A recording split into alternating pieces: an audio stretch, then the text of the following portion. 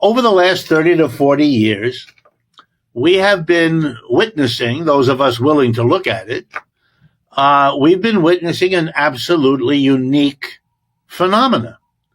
The People's Republic of China, whatever you think about it, and I'm not really here neither to condemn nor to endorse anything about it, but if you have eyes to see, you will see economic development achieving things nobody thought were possible.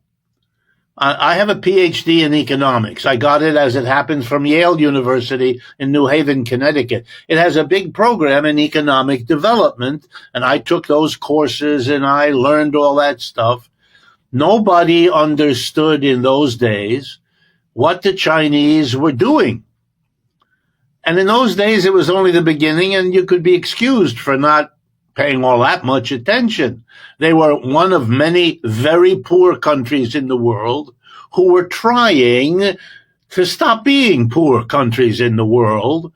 Americans might have read the novel by Pearl Buck, The Good Earth. If you ever did read that book, we had to in high school. Well, you learned what the poverty was like. It was, for a suburban kid like me, it was hard to get my head around what that kind of poverty is like.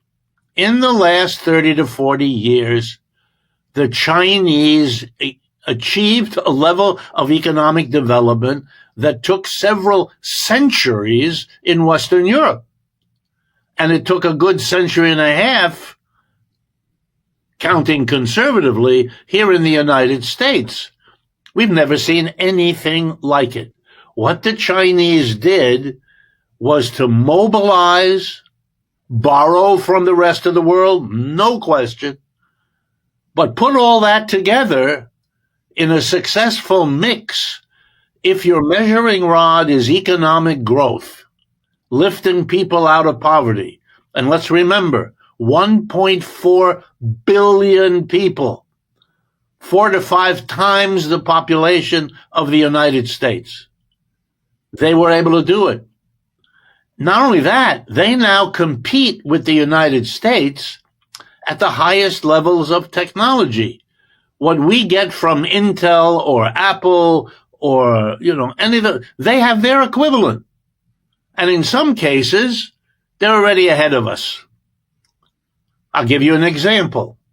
10 or 15 years ago, every major car producing company in the world undertook a program to develop the electric car, the electric vehicle, to replace the fossil fuel burning oil and gas vehicle. Okay, everybody did that. And we have many examples of that being produced.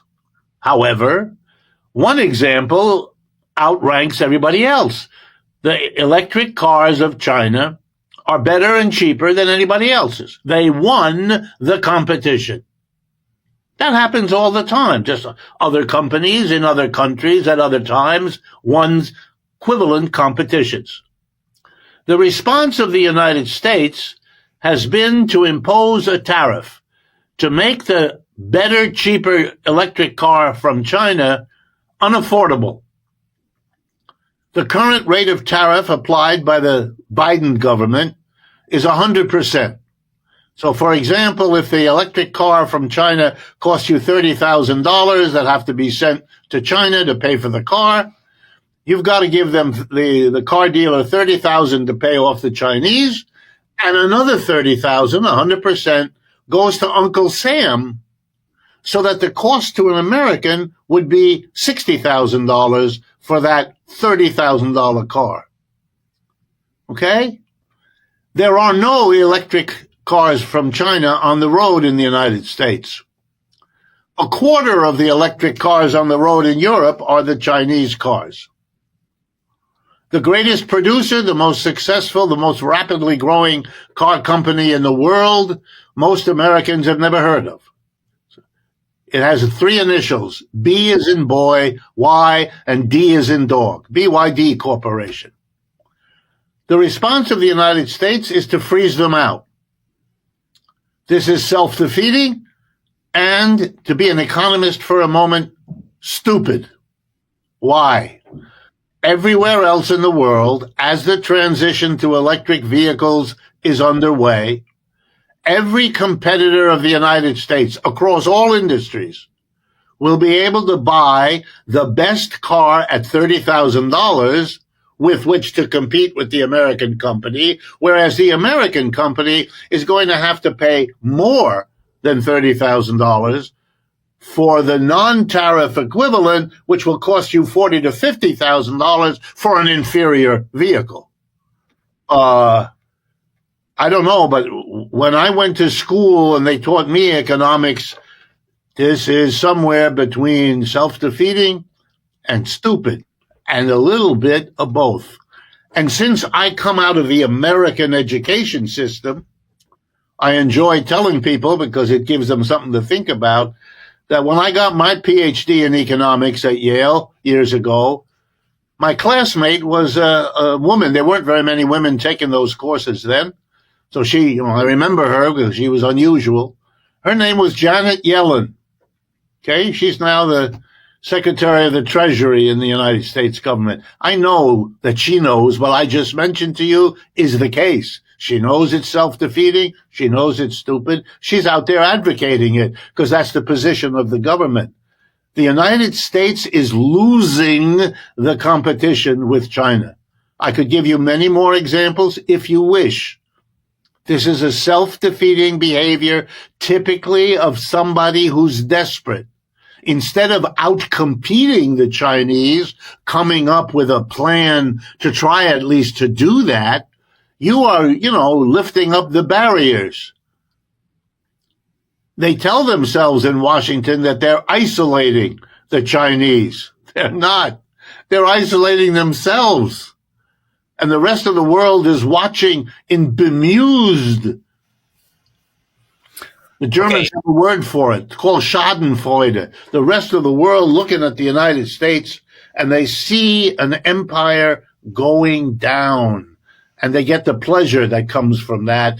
And we ought to wake up as a nation and figure this out. Every part of the poor world, and the poor world is the vast majority of Asia, Africa, Latin America, for sure, plus large parts of North America and Europe too. But let's talk about Asia, Africa, Latin America, vast majority of the people's world, the majority of the people's resources. They are all terribly poor. They all wanted 40 years ago to do something, but the Chinese actually did it. That's the question that has to be asked. Did they build on what went before? Absolutely. Absolutely they did. The Chinese, for example, and this is misrepresented in the West, again, for defensive reasons, which I understand, I even empathize. But, in the light of day, you can't stay with it.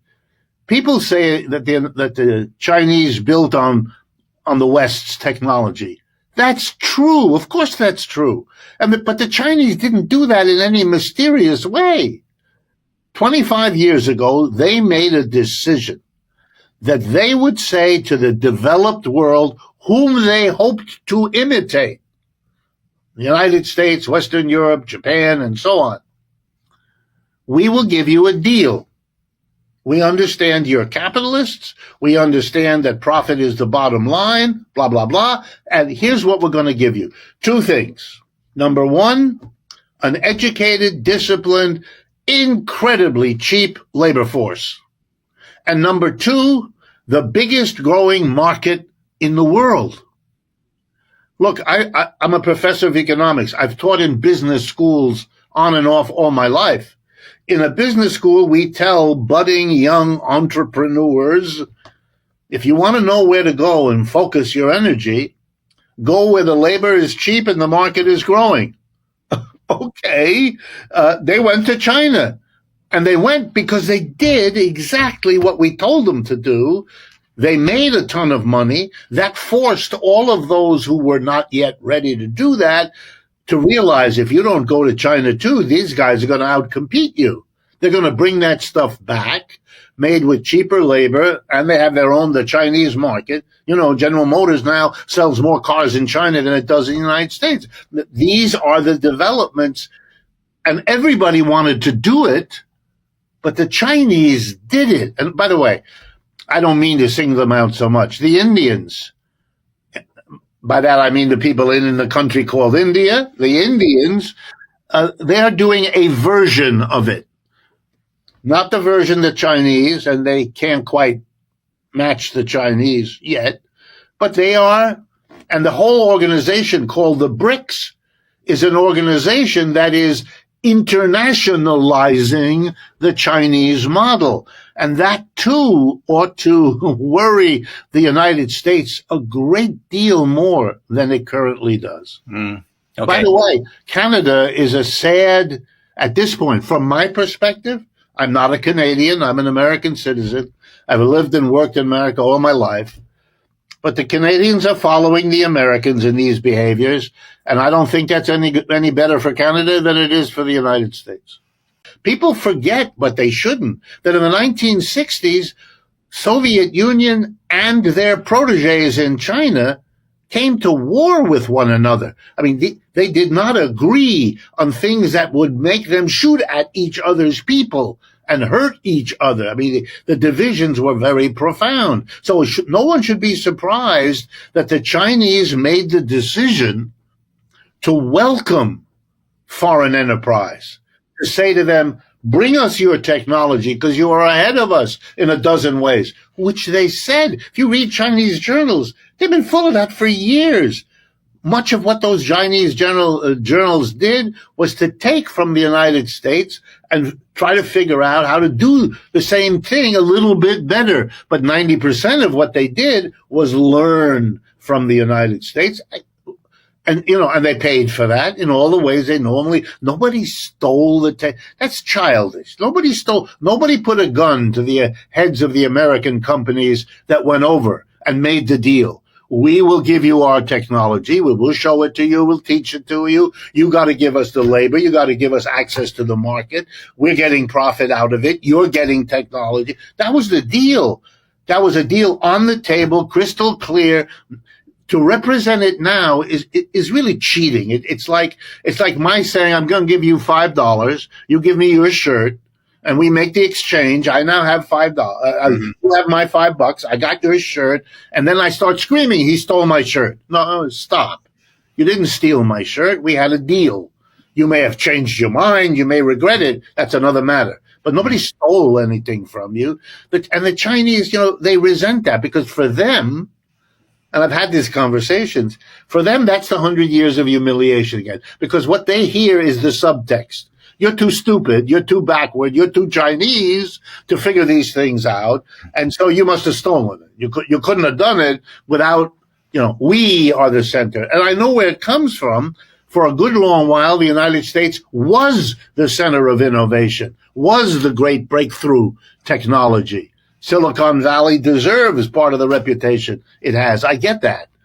But so do the achievements on the basis of that. And if you're honest about Silicon Valley, you'll know that a lot of what they did there was also borrowing things that had been developed elsewhere in the world, as it has always been.